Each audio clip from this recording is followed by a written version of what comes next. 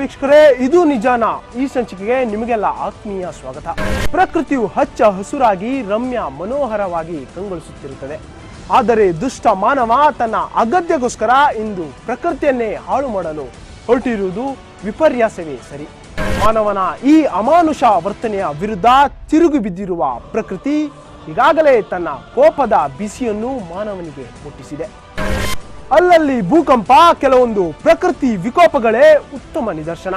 ಹಸಿರೇ ಉಸಿರಾಗಿರುವ ಪ್ರಕೃತಿಯಲ್ಲಿರುವ ಮರಗಿಡಗಳನ್ನು ಕಡಿದು ಮಾರುವ ಮರಗಳ್ಳರಿಗೆ ಪ್ರಕೃತಿಯೇ ಒಂದೆಡೆ ಬುದ್ಧಿ ಕಲಿಸಲು ಹೊರಟಿರುವ ನೈಜ ಘಟನೆಯ ಸಾರಾಂಶವೇ ಇವತ್ತಿನ ಇದು ನಿಜಾನ ಸಂಚಿಕೆ.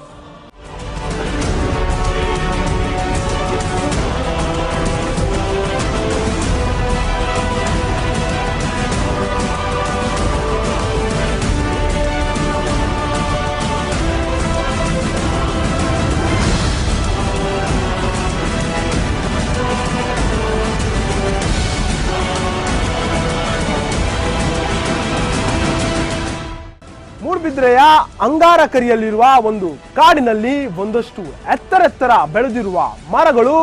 ಈ ಮರಗಳ ಹೆಸರೇ ವಿಷ ವೃಕ್ಷಗಳೆಂದು. ಬನ್ನಿ, ಈ ವಿಷ ವೃಕ್ಷಗಳ ಒಳಗೆ ಅಡಗಿರುವ ನಿಗೂಢ ಸತ್ಯಗಳೇನು ಅಂತ ನೋಡ್ಕೊಂಡು ಬರೋಣ. ಪ್ರಕೃತಿಯಲ್ಲಿ ಅಗೋಚರ ಶಕ್ತಿಗಳು ಇರುವುದು ಅಕ್ಷರಶಃ ಸತ್ಯ. ಈ ಶಕ್ತಿಗಳು ಕೆಲವೊಮ್ಮೆ ಪ್ರಕೃತಿಯನ್ನು ರಕ್ಷಿಸುವಲ್ಲಿ ತಮ್ಮ ಅದ್ಭುತ ಶಕ್ತಿಯನ್ನು ತೋರಿಸುತ್ತದೆ. ಭೂಮಿಯಲ್ಲಿ ದೈವ ಸೃಷ್ಟಿ ಮೊದಲೋ ಮಾನವ ಸೃಷ್ಟಿ ಮೊದಲೋ ಎಂಬುದು ವಿತ್ತಂಡವಾದ. ಕೆಲವರು ಹೇಳುವ ಪ್ರಕಾರ ಮಾನವ ಸೃಷ್ಟಿ ಮೊದಲು. ಮಾನವನಿಲ್ಲದೆ ದೇವರು ಹೇಗೆ? ಮಾನವರಲ್ಲಿ ಕೆಲವರು ತನ್ನ ಅದ್ಭುತ ಶಕ್ತಿಯಿಂದ ದೈವಸ್ಥಾನಕ್ಕೆ ಏರಿದ್ದಾರೆ ಎಂಬುದು. ಆದರೆ ಪ್ರಕೃತಿ ಮಾತ್ರ ಈ ವಾದಕ್ಕೆ ಸರಿಯಾದ ಉತ್ತರ ಕೊಡಬೇಕು. ಅನಾದಿ ಕಾಲದಿಂದಲೂ ಮನುಷ್ಯರ ನಡುವೆ ಕಲಹಗಳು ಉಂಟಾಗಿ ಅಲ್ಲಿ ಗೆದ್ದವರು ಸೋತವರಿಗೆ ಸೇರಿದ ಸಮಸ್ತ ಆಸ್ತಿಗಳನ್ನು ಹಾಳುಗೆಡುವುದಿದ್ದರು. ಹೀಗೆ ಹಾಳುಗೆಡುವುದರಲ್ಲಿ ಹಿಂದಿನ ಕಾಲದಲ್ಲಿ ನಾಶವಾಗಿ ಇತಿಹಾಸದ ಪುಟ ಸೇರಿದ ಅದೆಷ್ಟೋ ದಿವ್ಯ ಸಾನ್ನಿಧ್ಯಗಳು ಇವೆಯಂತೆ. ಆ ಸಾನ್ನಿಧ್ಯಗಳು ಇಂದು ಮನುಷ್ಯನಿಗೆ ತಮ್ಮ ಇರುವಿನ ಅರಿವನ್ನು ಗೋಚರ ಮಾಡುವ ಮೂಲಕ ಭಕ್ತಿಯ ಸಂಚಲನವನ್ನು ಮಾಡುತ್ತದೆ.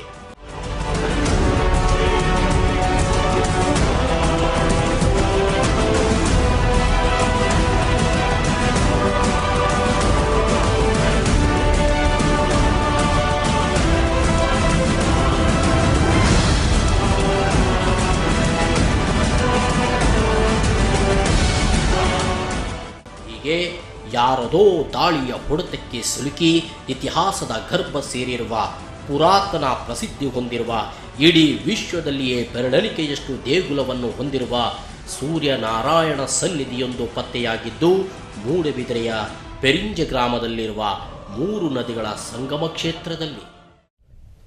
ಬಹಳ ಪುರಾತನ ಕ್ಷೇತ್ರ ಅಂತ ಕಾಣ್ತದೆ. ಇಷ್ಟವರೆಗೆ ಇಲ್ಲಿ ಯಾವುದೇ ಒಂದು ಚಟುವಟಿಕೆಗಳಿಲ್ಲದ ಕಾರಣ ಬಹುಶಃ ಪಾಳು ಬಿದ್ದಿರ್ಬೋದು. ಆದರೆ ಊರಿನವರ ದೃಷ್ಟಿಯಲ್ಲಿ ಭಾಳಷ್ಟು ಹಿಂದಿನಿಂದಲೇ ಈ ಕ್ಷೇತ್ರ ಇತ್ತು. ಅದನ್ನು ಒಂದು ಉಳಿಸಿಕೊಳ್ಳುವಂಥದ್ದು, ಜೀರ್ಣೋದ್ಧಾರ ಮಾಡುವಂಥದ್ದು ಊರಿನವ್ರ ಜವಾಬ್ದಾರಿ. ಈಗಾಗಲೇ ಸಾಕಷ್ಟು ಸಹಕಾರ ಸಿಕ್ಕಿದೆ. ಮತ್ತು ರಾಮಚಂದ್ರಾಪುರ ಮಠದ ರಾಘವೇಶ್ವರ ಭಾರತಿ ಸ್ವಾಮಿಗಳು ಮೊನ್ನೆ ತಾನೇ ಭೇಟಿ ಕೊಟ್ಟಿದ್ದಾರೆ. ಇಲ್ಲೊಂದು ಕಾರಣಿಕವಾದಂಥ ಕ್ಷೇತ್ರ ಆಗಿರ್ಬೋದು ಅಂತ ಹೇಳುವಂಥ ಅಭಿಪ್ರಾಯ ಪಟ್ಟಿದ್ದಾರೆ. ಮುಂದೆ ಈ ಕ್ಷೇತ್ರಕ್ಕೆ ಒಳ್ಳೆಯ ಭವಿಷ್ಯ ಇದೆ ಮತ್ತು ಊರಿನವ್ರ ಸಹಕಾರದಿಂದ ಒಳ್ಳೆಯದಾಗ್ಬೋದು ಅಂತ ಹಾರೈಸ್ತಾ ಇದ್ದೇವೆ. ಹಿರಿಯರ ನಂಬಿಕೆಯಂತೆ ಈ 3 ನದಿಗಳು ಸಂಗಮಗೊಳ್ಳುವ ಜಾಗ ಅತಿ ಕಾರಣಿಕ ಸ್ಥಳವಾಗಿರಬಹುದು. ಮಾತ್ರವಲ್ಲದೆ ಈ ಒಂದು ಸಂಗಮ ಕ್ಷೇತ್ರದಲ್ಲಿ ಭೂಮಿಯ ಮೇಲಿರುವ ಎಲ್ಲ ದೈವ ದೇವರುಗಳು ಸಮುದ್ರ ಸ್ನಾನಕ್ಕೆ ಹೋಗುವ ಮುನ್ನ ಈ ಒಂದು ಸ್ಥಳದಲ್ಲಿ ಭೇಟಿಯಾಗುತ್ತದೆಯಂತೆ. ಆದ್ದರಿಂದ 3 ನದಿಗಳು ಸಂಗಮಗೊಳ್ಳುವ ಸಾನ್ನಿಧ್ಯ ಬಲು ಕಾರಣಿಕ ಜಾಗ ಎಂಬುದು ಹಿರಿಯರ ಅಂಬೋಣ. ಈ ಸಾನ್ನಿಧ್ಯ ಅಂತಂದರೆ ನಮಗೆ ಈಗಲ್ಲ ನಮ್ಮ ಹಿರಿಯವರು ಹೇಳ್ತಾ ಇದ್ರು. ಅಂತಂದರೆ ಮತ್ತೊಂದು ಇಲ್ಲಿ ಭೂತಾರಾಧನೆ ಪ್ರಾಮುಖ್ಯತೆ ಇರೋದು. ಭೂತಾರಾಧನೆ ಮಾಡುವಂಥ ಸಂದರ್ಭದಲ್ಲಿ ಅದಕ್ಕೆ ಈ ಪಾರಿ ಹೇಳೋದು ಅಂತ ಹೇಳಿದೆ. ಆ ಪಾರಿ ಹೇಳೋ ಟೈಮ್ನಲ್ಲಿ ಈ ಕ್ಷೇತ್ರದ ಹೆಸರು ತೆಗೆದೇ ಪಾರಿ ಹೇಳ್ತಾರೆ ಮೊದಲೇ. ಮತ್ತೊಂದು ಪ್ರಮಾಣ ಮಾಡುವಂಥದ್ದೊಂದು ಹೆಚ್ಚಾಗಿ ಇರ್ತದೆ.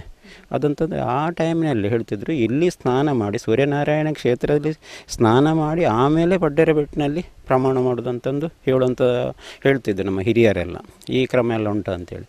ಹಾಗಾಗಿ ಈ ಸ್ಥಳದಲ್ಲಿ ಒಂದು ಕ್ಷೇತ್ರ ಇತ್ತು ಮೊದಲು, ಅದೇ ಸೂರ್ಯನಾರಾಯಣ ಅಂಥೇಳಿ ಹೆಸರಿನಲ್ಲಿ ಹೇಳ್ತಾಯಿದ್ರು ಈ ಕ್ಷೇತ್ರದ ಇದನ್ನು.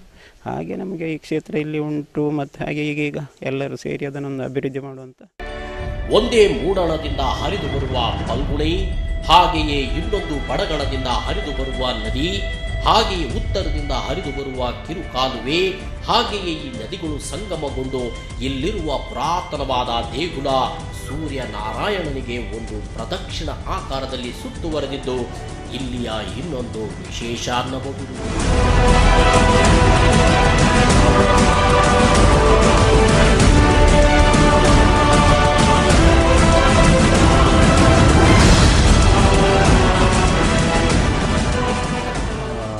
ಶ್ರೀ ಸೂರ್ಯನಾರಾಯಣ ಕ್ಷೇತ್ರ ಬಗ್ಗೆ ಕಳೆದ ಒಂದು 10-15 ವರ್ಷಗಳ ಹಿಂದೆ ನಾನಾಗಿ ಈ ಭಾಗದಲ್ಲಿ ಹೊಸದಿಗಂತ ಪತ್ರಿಕೆಯ ಪ್ರತಿನಿಧಿಯಾಗಿದ್ದೆ.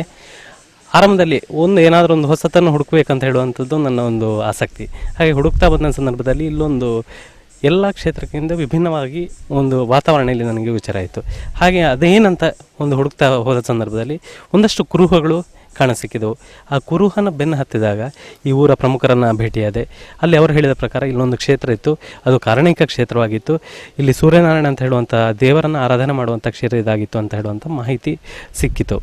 ಆನಂತರ ಇಲ್ಲಿದ್ದ ಕ್ಷೇತ್ರ ನಾರಾವಿಯತ್ತ, ಅಲ್ಲಿ ಒಂದು ಸೂರ್ಯನಾರಾಯಣ ಕ್ಷೇತ್ರ ಆಗಲಿಕ್ಕೆ ಅದೊಂದು ಮೂಲ ಪ್ರೇರಣೆ ಆಯಿತು ಅಂತ ಹೇಳುವ ಬಗ್ಗೆ ಇಲ್ಲಿಯ ಈ ಭಾಗದ ಜನ ಹೇಳ್ತಾ ಇದ್ರು. ಈ ರೀತಿ ಪ್ರದಕ್ಷಿಣ ಆಕಾರದಲ್ಲಿ ನಮ್ಮ ತುಳುನಾಡಿನಲ್ಲಿ ಸಾನ್ನಿಧ್ಯಕ್ಕೆ ನದಿಯು ಪ್ರದಕ್ಷಿಣೆ ಬಂದಿರುವ ಅಂಶ ಎಲ್ಲಿಯೂ ಇಲ್ಲ. ಇಂತಹ ಕಾರಣೀಕ ಜಾಗದಲ್ಲಿ ಇರುವುದು ಸುಮಾರು 600-700 ವರ್ಷಗಳ ಇತಿಹಾಸವಿರುವ ಹೆಬ್ಬಲಸಿನ ಹಿರಿದಾದ ಮರಗಳು. ಈ ಮರಗಳನ್ನು ದೂರದಲ್ಲಿಯೇ ನೋಡಿದರೆ ಒಂದು ರೀತಿಯಲ್ಲಿ ಭಯಾನಕವನ್ನು ಹುಟ್ಟಿಸುವಂಥದ್ದು. ಹಲವು ವಿಚಾರಗಳು ಈ ಒಂದು ಕ್ಷೇತ್ರದಲ್ಲಿ ಇವತ್ತಿಗೂ ನಡೀತಾ ಇದೆ. ಆ ಕಾರಣಕ್ಕೆ ಹೆಚ್ಚು ಬೇಡ, ಇಲ್ಲೇ ನಾವು ಕಾಣುವಂಥ ಒಂದು 10-15 ಮರಗಳನ್ನು ನೋಡಿದರೆ ಸಾಕು. ಸುಮಾರು 400-500 ವರ್ಷ ಒಂದು ಆಯುಸ್ಸು ಹೊಂದಿದಂಥ ಮರಗಳು ಇವತ್ತು ದಟ್ಟ ಆ ಒಂದು ಬೃಹತ್ ಗಾತ್ರದಲ್ಲಿ ಬೆಳೆದು ನಿಂತಿದೆ ಅಂತ ಹೇಳಿದರೆ, ಇಲ್ಲಿ ಸುತ್ತಮುತ್ತಲು ನೋಡಿ ಬೇರೆಲ್ಲೂ ಇಂತಹ ಗಾತ್ರದ ಮರಗಳನ್ನು ನಾವು ಕಾಣಲಿಕ್ಕೆ ಸಾಧ್ಯ ಇಲ್ಲ.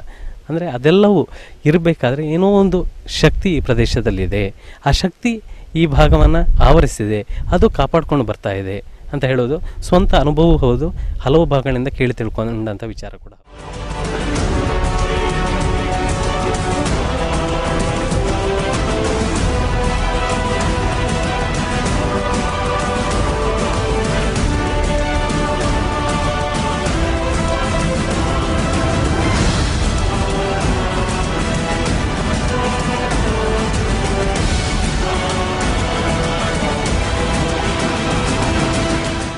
ಸ್ವಾರ್ಥವಿಲ್ಲದೆ ಮಾನವನ ಅಗತ್ಯಗೋಸ್ಕರ ಎತ್ತರ ಬೆಳೆದು ದಣಿದು ಬಂದ ಮಾನವನಿಗೆ ನೆರಳ ನೀವ.